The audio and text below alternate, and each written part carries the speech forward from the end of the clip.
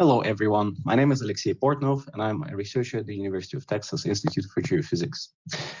And I'm very grateful to the organizers for this wonderful opportunity to talk about the gas hydrates in dynamic sedimentary systems. I know this is quite a general title, but I'll mainly focus today, of course, on the deep water sedimentary systems here. And I guess one of my major goals will be to show that we do have common grounds between the gas hydrate community and community of sedimentary geologists. So just for the introduction, gas hydrates are solid compounds of water and gas that are stable at high pressures and low temperatures. And actually, there are many places on Earth where such conditions are met, including the subglacial environments, including the permafrost regions, both onshore and offshore, and deep water submarine environments here. So in this video, you can actually see that hydrate does look a piece of ice, but it's not. If you set it on fire, it starts burning because it is a concentrated form of methane gas. So the upper part of the slide shows why and where we care about the gas hydrate. First of all, hydrates are climate sensitive, and this is mainly relevant for the Arctic regions. Hydrates highly depend on the integrity of permafrost and also thickness of the ice sheets, which in turn are controlled by the global climate cycles on Earth. So that is one of the major reasons I actually called my talk gas hydrates in dynamic sedimentary systems. Gas hydrates are also a geohazard. Whenever you want to drill through them, you have to be careful. But today we're mainly going to talk about gas hydrate as an energy resource, and that is relevant for the permafrost regions and for the deep water submarine environments. Let's think about how the knowledge of deep water depositional systems can help us finding and characterizing the gas hydrate systems. I spent quite a lot of time during my career looking for such gas hydrate systems in deep water environments, and I would say that my formula here will be quite simple. First of all, we're looking for coarse-grained turbidite systems, such as, for example, buried channel LV complexes. That's where hydrates like to be at high saturations. Another important thing, and especially that's relevant for the Gulf of Mexico, we do like shallow salt bodies, obviously because they create those favorable structural frameworks in the salt roofs, such as four-way closures, and these are the classical traps for shallow hydrocarbons.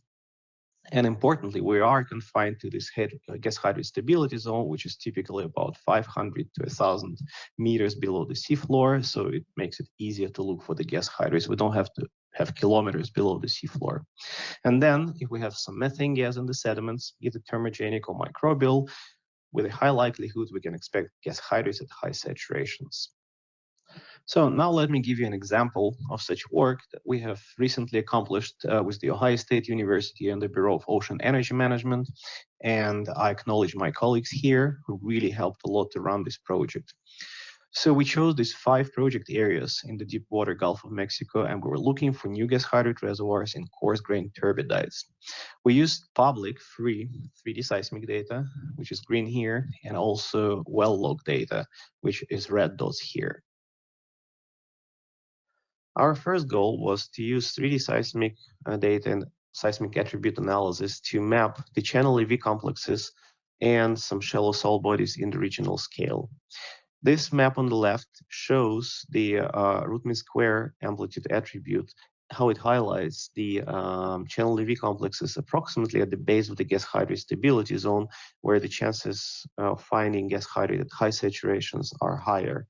There's another channel EV complex here, and these are actually the areas where we did find some promising gas hydrate reservoirs. The map on the right is an example of a more complex map where we actually show the results of the interpretation. The color here, like white to green, shows the depths of shallow salt bodies. Above that, the yellow semi-transparent color shows the trajectories of the channels, and the red semi-transparent colors, like here or here or here in each of those zones, are the BSRs, or bottom simulated reflections. These are the first order indications of gas hydrate in the seismic data that I will show just in a second. Now I'd like to zoom into one of our most promising findings, which we named the Moby Dick gas hydrate system, and it's located just south of Louisiana in 1,500 meters of water depth. And this is an excellent example when several components that I've talked about earlier, such as, for example, salt core anticlinal fold, and the channel Levy complex on its flank, they all came together well. Apparently, there's also methane gas here. So the seismic data shows the channel Levy complex between these two dotted green lines, and it is also confirmed by a low gamma ray in the nearby well. Importantly, we do see here a very clear trough leading or negative polarity BSR that cross-cuts the entire 200 meters thick channel Levy complex. Even more importantly, if you follow my point right now, you see that we're moving along a sand-bearing layer, which is blue or peak leading above a BSR, and then it changes its seismic response to trough leading or negative polarity below the BSR. And we interpret it as gas lag below the BSR and hydrate above the BSR. In fact, if we map this strong peak leading reflection, we can map the extent of the entire gas hydrate reservoir. At the Moby Dick, as well as some other gas hydrate systems, the quality of the 3D seismic data actually allowed for a more detailed characterization of those systems. And in this case, you can see how this channel Levy complex is actually meandering pretty nicely from south east to northwest.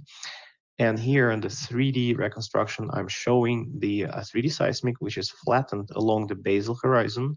And I also blanked the seismic data above the paleo channel surface. So this is not the modern day seafloor. And this allowed me to actually see where our gas hydrate reservoir is located relatively to the elements of the channel Levy complex.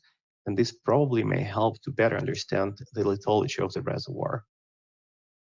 Okay, so now back to a larger Gulf scale, and in the end, well, first of all, I hope that I managed to show that the knowledge of deepwater sedimentary depositional systems is extremely important in the gas hydrate research, and we do share many common interests. And also, I would like to say that all of the data that I've shown today and many, many more are now publicly available at the BOEM webpage, as well as in our recent papers here. And I guess in the very, very end, I just would like, well, answering the question, what is the future, right? So I do believe that there is a big potential in further developing of similar projects on the margin between the gas hydrate research and also the research of deepwater sedimentary systems. And especially this is relevant because there are more and more public data that are being released, and we're expecting more high quality data in the Deepwater Gulf very soon, and that also happens worldwide. So there's definitely more questions that we can ask and answer in the future. It was a great pleasure for me to present on this Deepwater Forum, and if you have any questions, please feel free to contact me here, and thank you for your attention.